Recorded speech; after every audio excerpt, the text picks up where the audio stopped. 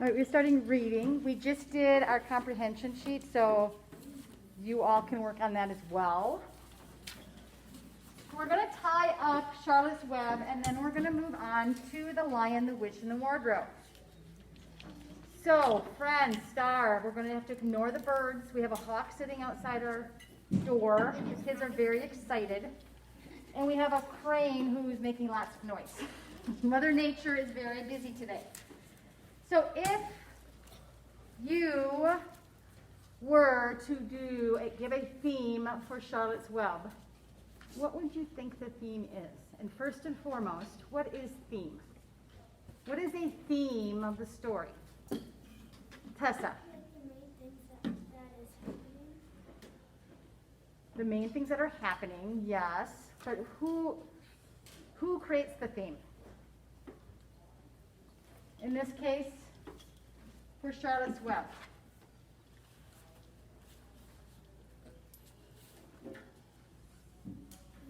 Yes, the writer. So, friends, when the writer creates a story, they have a theme in mind. What are they trying to get across to you as the reader? So, I would say that Charlotte's Web had a couple very strong themes. Who can tell me one theme that they could think of that E.B. White, who is the author of Charlotte's Web, was trying to portray to you as his reader? M. Friendship. Friendship is a huge, huge theme in Charlotte's Web. Who can tell me a friendship that was present in Charlotte's Web?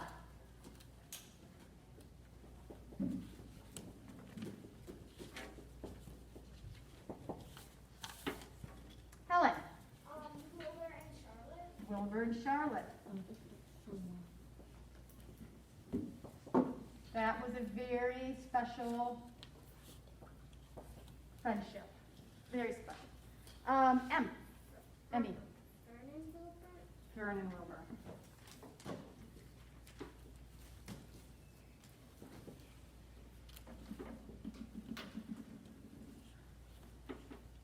Jeremiah. Wilbur, Joey, Ariana, and Nellie. Oh, very nice. Yes.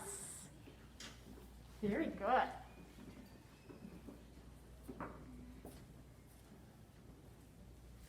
I forget how you spell them. Especially the Ariana. Well, Joey is easy. Joy is easy. Yeah. But I am thinking of, here it is, right here. Thank you. I actually like the name Nellie. I do too.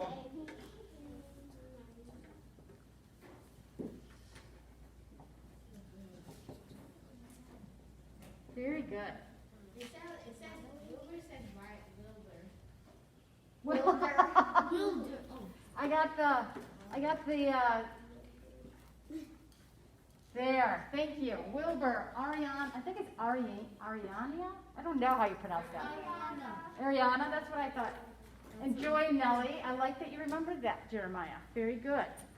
Jonathan. Fern and who? Henry. That was a friendship that kind of started at the end, didn't it?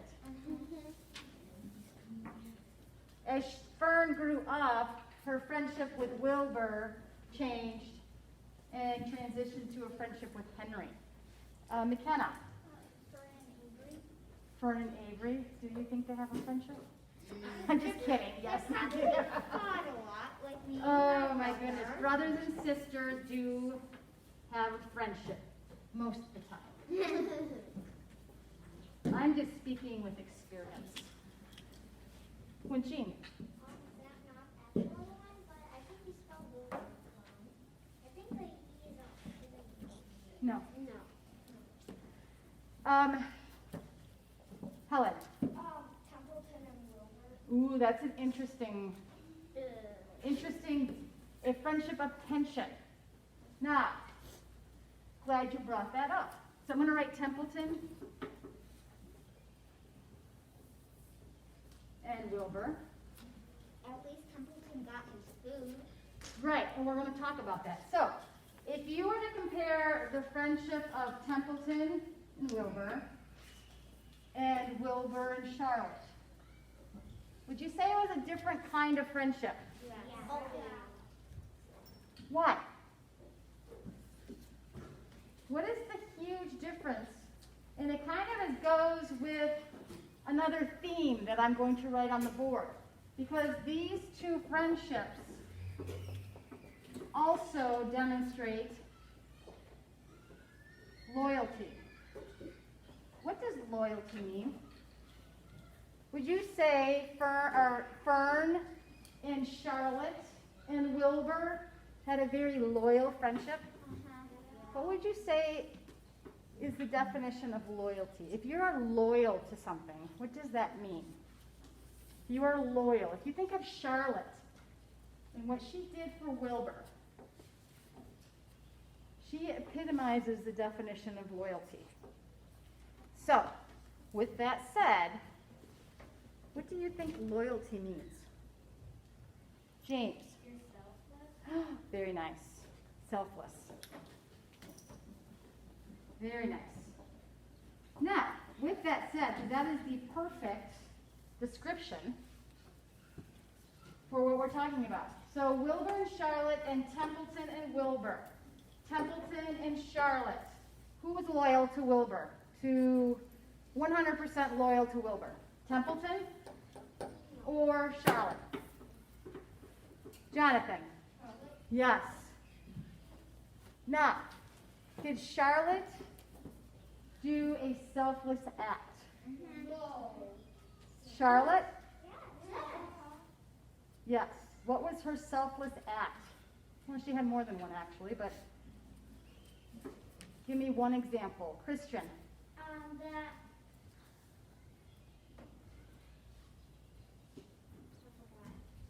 Luke. The egg sack. Yes.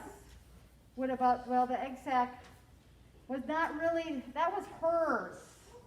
The egg sack was like the one thing that Charlotte did for herself.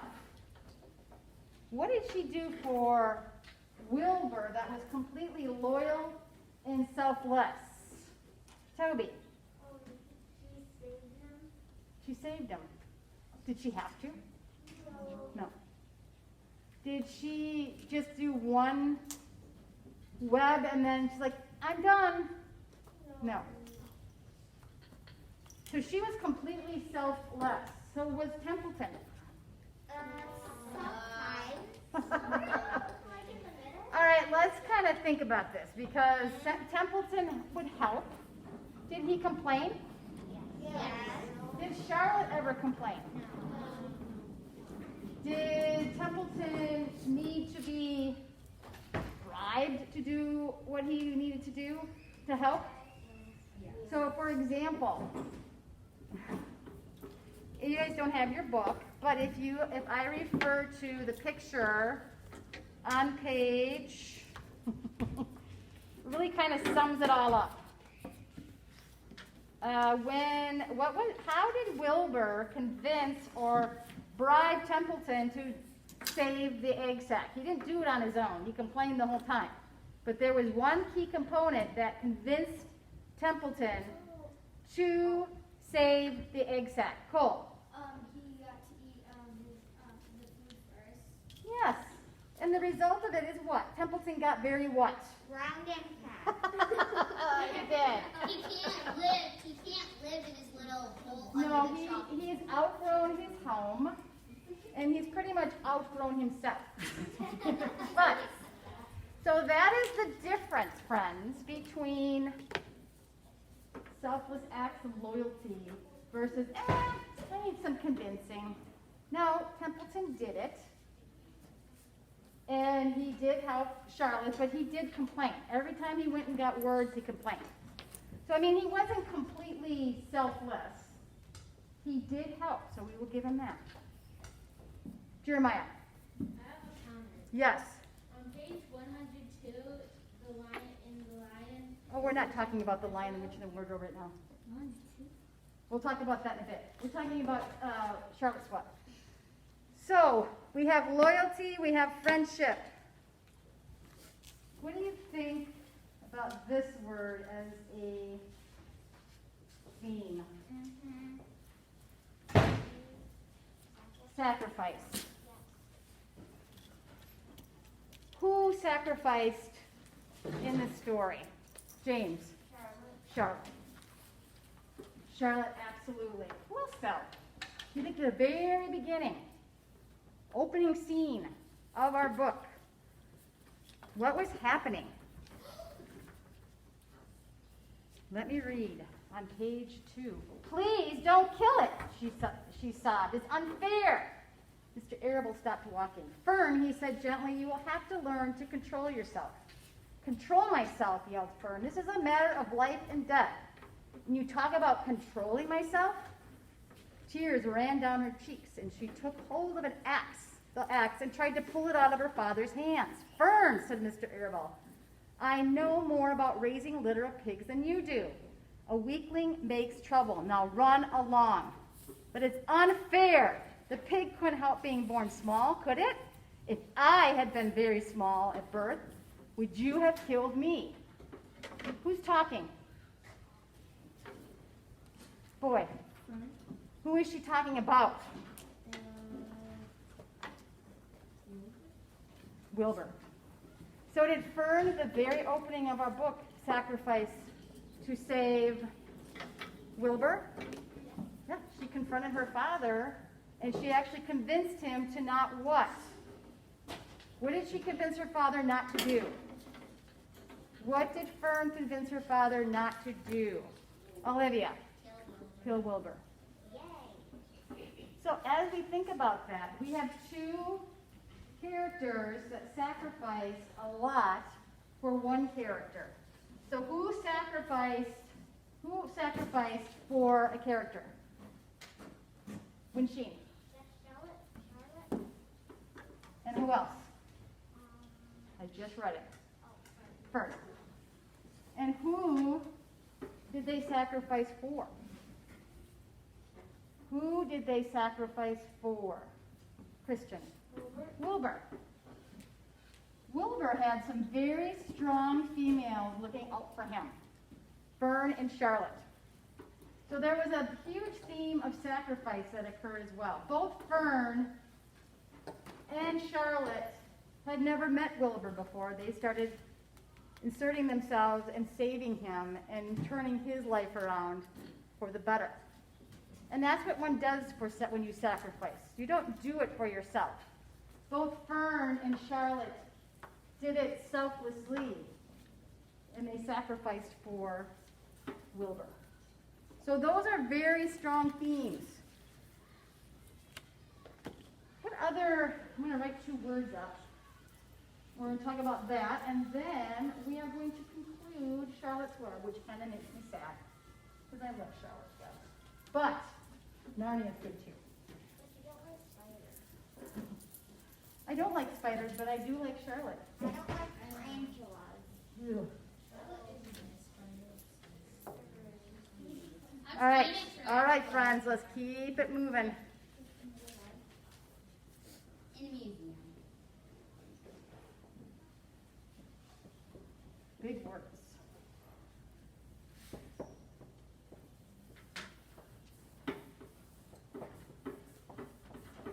All right, what does mortality mean? A big word. Mortality. Rebirth.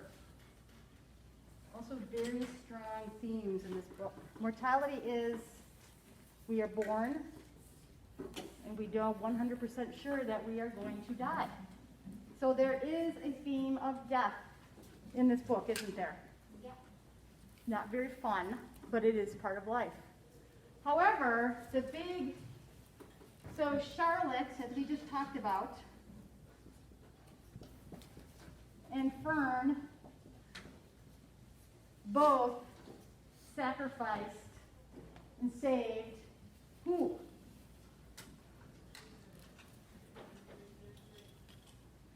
Who did they save? Charlotte and Fern. Emma. Wilbur.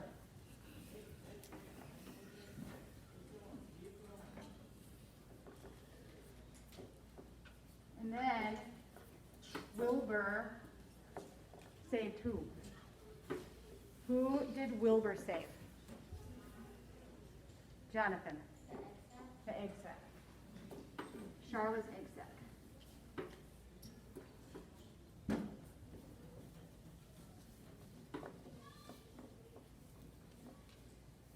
And then we see the death of Charlotte, but it is a circle. Charlotte sacrificed, Fern sacrificed for Wilbur. Wilbur sacrificed and saved Charlotte's egg sac, and then Charlotte died. So it is this full circle. Wilbur actually made a complete full circle. By these two helping them, especially Charlotte, by helping Wilbur, Wilbur then perpetuated and saved Charlotte's children. So it's a full circle. So when I say rebirth, because of this circle, the circle of life, I'm hearing this Lion King song. Because of this circle, the rebirth of the babies, of Charlotte's babies, were able to occur. Now, if Wilbur would have died, or something would have happened to Wilbur, then maybe the egg sacs wouldn't have been saved. Now, if something would have happened to Charlotte and Fern, Wilbur certainly would not have been saved, would he? No. Twice. His little pig life was saved. So the circle of life, mortality and rebirth, is a very strong theme in Charlotte's Web. The author talks about the life on the farm at the end. It talked about spring and the babies were being born. Ariana, Joy, and Nellie were born, along with over 500 other eggs or babies as they flew away. So that is a lot of babies. So yes, Charlotte's Web has a lot of very strong themes in it. So I would have been remiss to not talk about them because it's very important themes and it's very true to life. Except it just happened that we are talking about animals and not people, right? All right, let's shift gears, friends. I really want to show you this short little video. What is a wardrobe? The very key component to our next book. But if you don't know what it is, it's very confusing. Jonathan, what is a wardrobe? A closet? Kind of. It's not really a closet. We don't really have them that much anymore. Except you will find them in really old houses because ironically, which is odd, a lot of old houses don't have closets. So where do you put your clothes?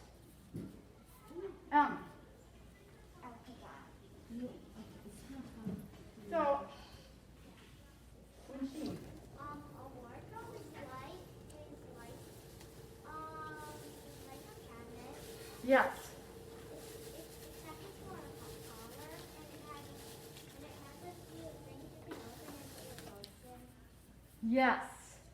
So would you say a wardrobe is more like a piece of furniture? Yeah. Yes. So I am going to show you this video because I think it's really important for y'all to see what a wardrobe is. So this is a character in the movie. Her name is Lucy. Here, let me get it set up first. She's cute. Is this the one? She is cute. Oh, she's Okay, I'm going to move my friends a little bit. Hopefully you can see it fairly well.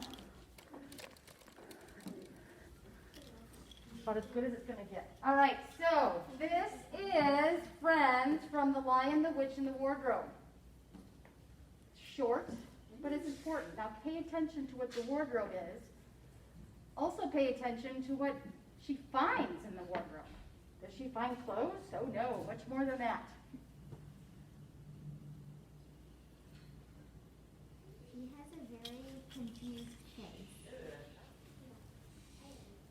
So, figured that Anthony got his homework done in class, so he doesn't have to.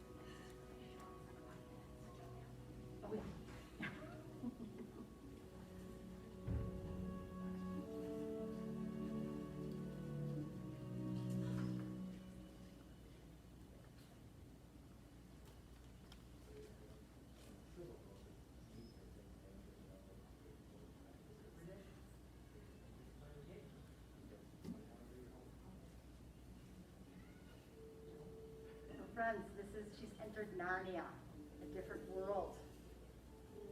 She entered it from the wardrobe. Hence the lion, the witch, and the wardrobe.